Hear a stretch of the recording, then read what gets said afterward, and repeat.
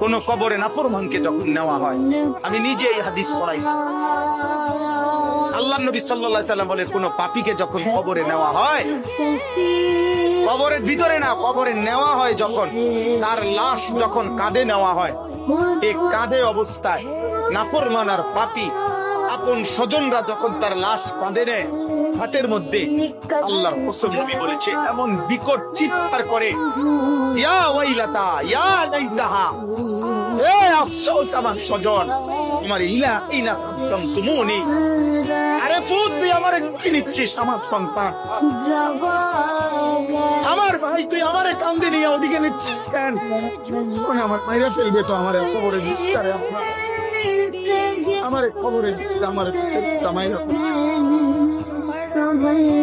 আমার আমার এইভাবে স্বজন নিজের স্বজন ডাকে, কারণ আপন জনরাই তো লাশ কাঁদে রে, আপন জনকে ডাক দে, আব্বা এটা করিস তা, আব্বা আমারে নিতে হবে। আল্লাহ নবী বলেন পৃথিবীর সমস্ত মানুষ যদি একসাথে শুনত, এক মাঠে দাঁড়াইয়া একত্রে, তার কসম দিচ্ছে আদম থেকে ইসরাফিলের কু পর্যন্ত সমস্ত মানুষ যদি এক মাঠে থেকে একবার জীবনে এই পাপীর চিৎকার একবার শুনতো, আল্লাহ নবী বলেন তাহলে সমস্ত মানুষ একসাথে চিৎকার দিয়ে খুশি